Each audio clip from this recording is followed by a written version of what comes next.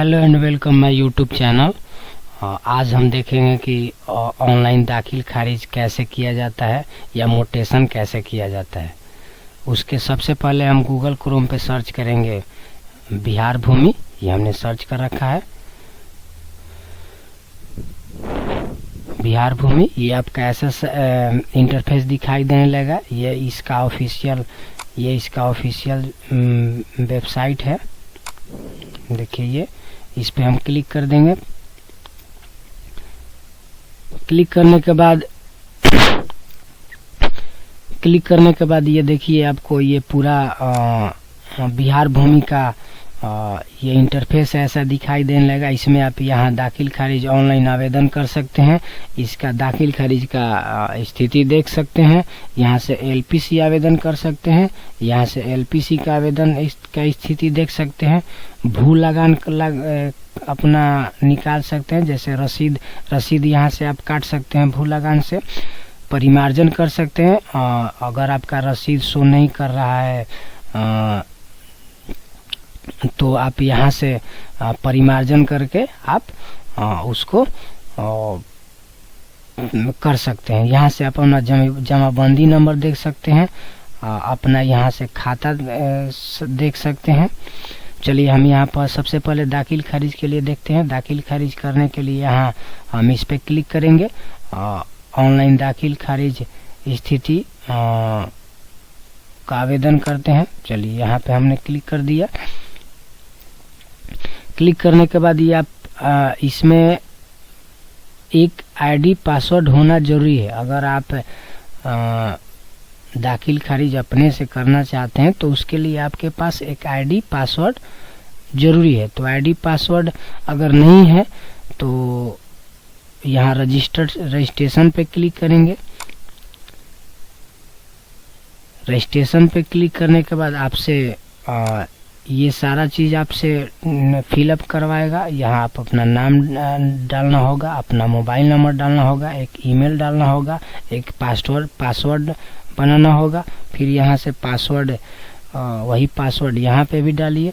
उसके बाद इसमें आप अपना एड्रेस पूरा फिल करके address, district, state, pin code और यहाँ कैप्चा फिल करके आप यहाँ से रजिस्टर नाउ पे क्लिक करेंगे तो रजिस्टर हो जाएगा।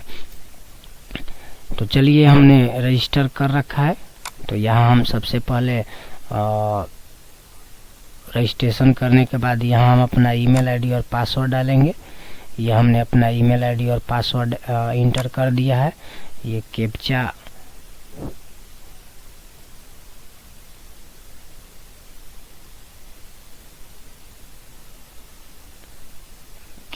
हमने फिल कर दिया और यहाँ साइन इन पे क्लिक करेंगे।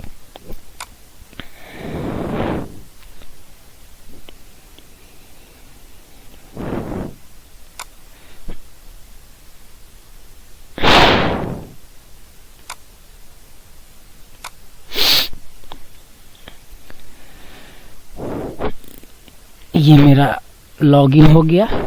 ये देखिए लॉगिन होने के बाद आपको ऐसा डिटेल्स दिखाई देने लगेगा। तो ये आप यहाँ से ऑनलाइन दाखिल खारिज करने के लिए यहाँ क्लिक करेंगे और नया एलपीसी करने के लिए यहाँ क्लिक करेंगे। और जो आप पहले से अगर कर लेते हैं उसका स्थिति देखने के लिए आप यहाँ पे क्लिक करेंगे। चलिए यहाँ पे हम जिस जिले या जिस अंचल का आपने जमीन रजिस्ट्री हुआ है उसी जिला और उसी अंचल का इसमें हम डालेंगे। ये ना कि अपना एड्रेस कोई होता है कि कहीं और का है और कहीं और ज़मीन खरीदा है तो अपना एड्रेस नहीं डालना है। यहाँ ज़मीन का ही एड्रेस डालना है। चलिए हम यहाँ पे ये हमने कर दिया। और उसके बाद यहाँ नया दाखिल खारिज आवेदन करने के लिए यहाँ हमने क्लिक कर दिया। क्लिक करने के बाद ये आपको ऐसा इंटरफेस दिखाई देगा। सबसे पहले यहाँ एप्लीकेशन नेम डालना है, फादर नेम, हस्बैंड नेम डालना है, रिलेशनशिप डालना है और इसमें दाखिल खारिज के प्रकार इसमें चयन करेंगे। जैसे इसमें देखिए sale and purchase, exchange, gift, ये सब चीज़ बहुत सारा चीज़ है। तो आजकल सेल एंड परचेज खरीद बिक्री का चल रहा है, तो यहाँ खरीद बिक्री, अगर खरीद बिक्री का है तो यहाँ से सेल एंड परचेज करेंगे। अगर एक दूसरा में बंटवारा करके या एक्सचेंज किए हैं, अदल बदल किए हैं, तो एक्सचेंज पे क्लिक करेंगे। या किसी से दान मिला है या गिफ्ट मिला है तो इस पे क्लिक करेंगे। उसके बाद यहाँ एक अपना ईमेल आईडी डालिए, उसके बाद मोबाइल नंबर डालिए, और ये इसमें आप अपना पूरा एड्रेस डालिए। ये सब आवेदन जो आवेदक कर रहे हैं अपने नाम पे, उनका पूरा एड्रेस, मोबाइल नंबर और ये सब फिल करना है। चलिए, तो हम ये सब हम फिल कर लेते हैं। फिल करने के बाद ये हमने सारा चीज़ फिल कर दिया। फिल करने के बाद यहाँ हम सेव एंड नेक्स्ट पे क्लिक करेंगे।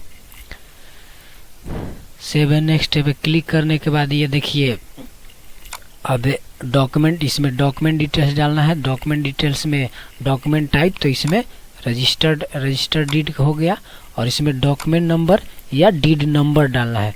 तो जो भी आपका दस्तावेज है उस पर लिखा रहता है। दस्तावेज का फर्स्ट पेज के ऊपर में दाहिने साइड में लिखा रहता है डीड नंबर, उसमें वही आपको डीड नंबर इंटर कर देना है।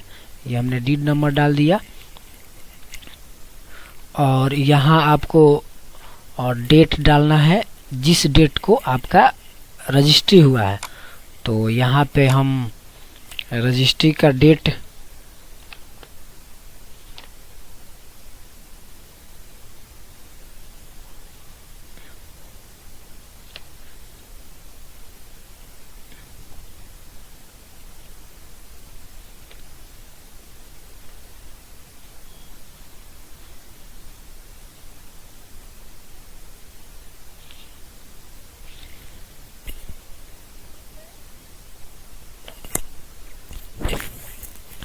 रजिस्ट्री का डेट हमने यहाँ हम इंटर कर देते हैं।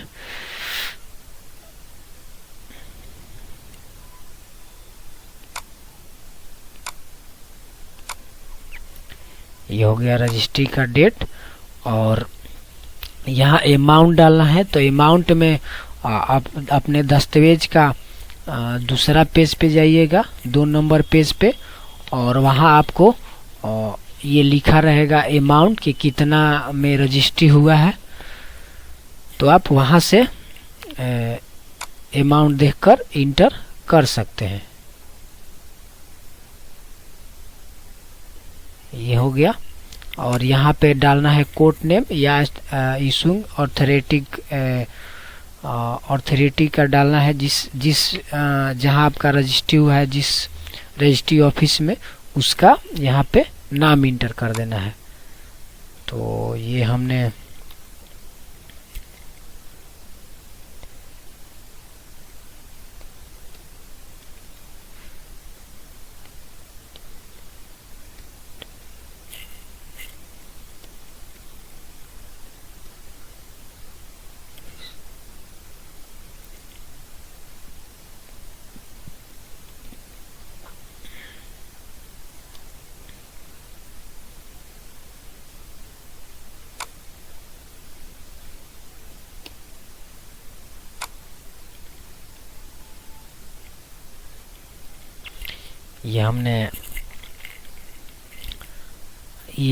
ये पूरा हमने डॉक्यूमेंट डिटेल्स फिल कर दिया।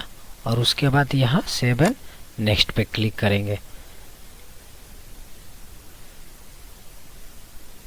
Save and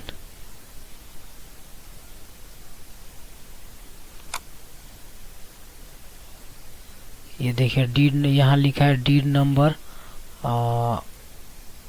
already existed, deed number इतना, ये पहले से ये अप्लाई हो चुका है। तो यहाँ पे ये ऐसा लिख रहा है, नोटिस कर रहा है कि आप इस डीड नंबर से और इस रजिस्ट्री से आप पहले ही ऑनलाइन मोटेशन कर सकते हैं, कर दिए हैं। ये यहाँ लिख रहा था, तो हमने यहाँ डीड नंबर ना दे के सीरियल नंबर दे सकते हैं आप। अगर अगर डीड नंबर से पहले हो चुका है मोटेशन, उसमें गलती हो गया है, तो आप सीरियल नंबर और डीड का ही, दस्तावेज का ही ऊपर ही बायां साइड में सीरियल नंबर दिया रहता है, आप वहां सीरियल नंबर देकर और ये कर सकते हैं। तो ये हमने कर दिया और ये सेव एंड हम नेक्स्ट कर देते हैं। Save and next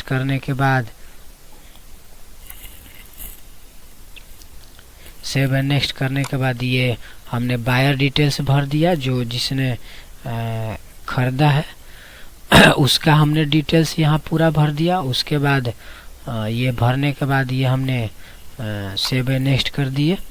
save and next करने के बाद अब सेलर डिटेल्स है, तो ये सेलर डिटेल्स पूरा एड्रेस हो गया फिल से। उसके बाद यहाँ प्लॉट डिटेल्स, तो यहाँ हम सेव एंड नेक्स्ट कर देते हैं।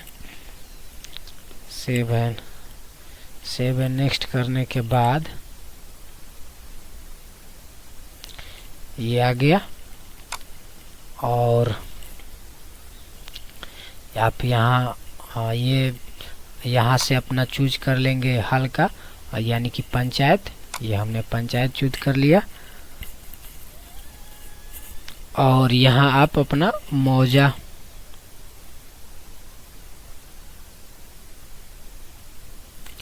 यहाँ से आप अपना मौजा चूज कर सकते हैं। जैसे ये मेरा मौजा है तो ये हमने चूज कर लिया और उसके बाद यहाँ खाता नंबर डालेंगे।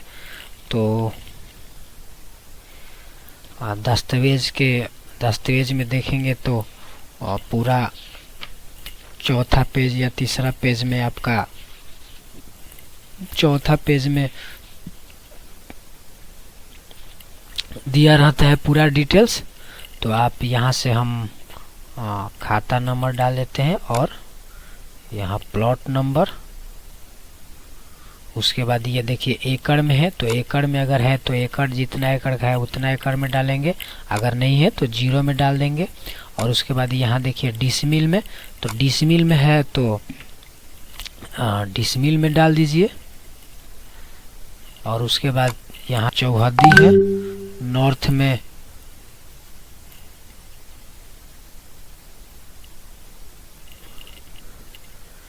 ये नॉर्थ में है तो आप यहाँ से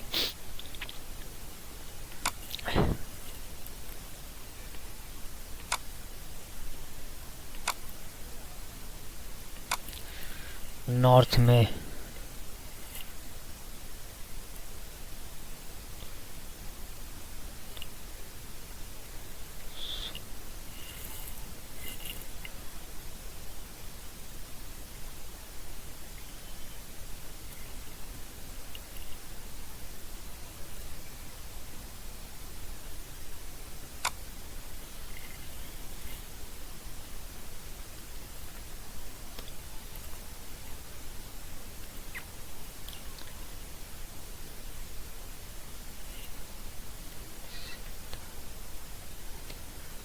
उसके बाद साउथ में यहाँ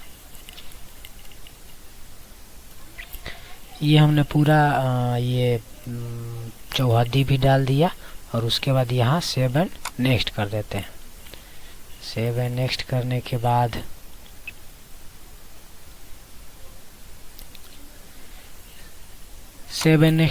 बाद यहाँ से आपको डॉक्यूमेंट अपलोड करना है। जो दस्तावेज या डीड है उसको आप अगर फ़ोन रखे हैं तो फ़ोन में फ़ोटो खींच के एक प्ले स्टोर से स्कैनर डाउनलोड करिए और स्कैन कीजिए। स्कैन करने के बाद उसको एक पीडीएफ बनाइए। पीडीएफ का साइज होना चाहिए 2 MB से कम, 2 MB से अधिक नहीं होना चाहिए।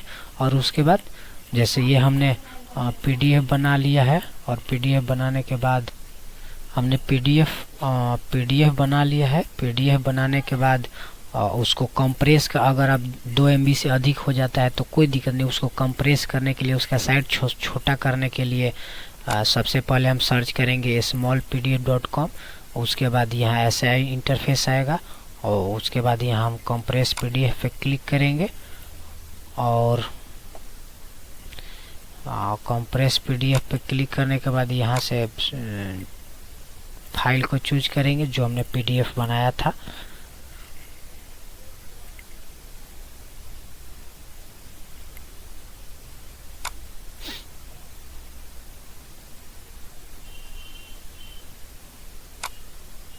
ये हमने PDF को चूज कर लिया है। और चूज करने के बाद देखिए आपको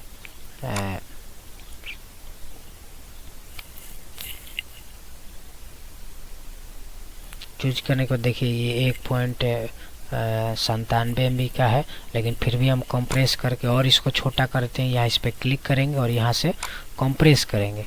कंप्रेस करने के बाद इसको वेट कर लेंगे। कंप्रेस करने के बाद ये देखिए अब इसका साइज हो गया 1.24 MB का हो गया है।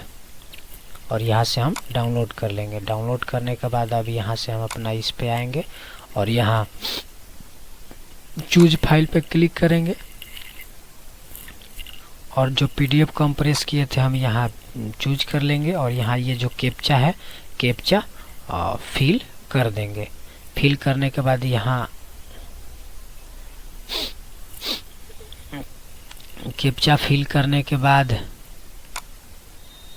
हम यहाँ डॉक्यूमेंट अपलोड पे अपलोड डॉक्यूमेंट पे क्लिक करेंगे और क्लिक करने के बाद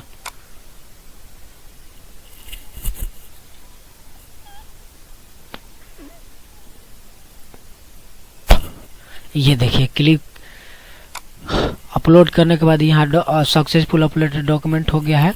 और उसके बाद यहाँ नीचे आइए। नीचे आने के बाद ये बॉक्स पे टिक करिए। देखिए मेरे द्वारा दी गई जानकारी सत्य और किसी तरह गलत के माध्यम जिम्मेदार मैं ही होऊंगा। उसके बाद यहाँ प्रीव्यू एंड सबमिट पे क्लिक करेंगे। ये हमने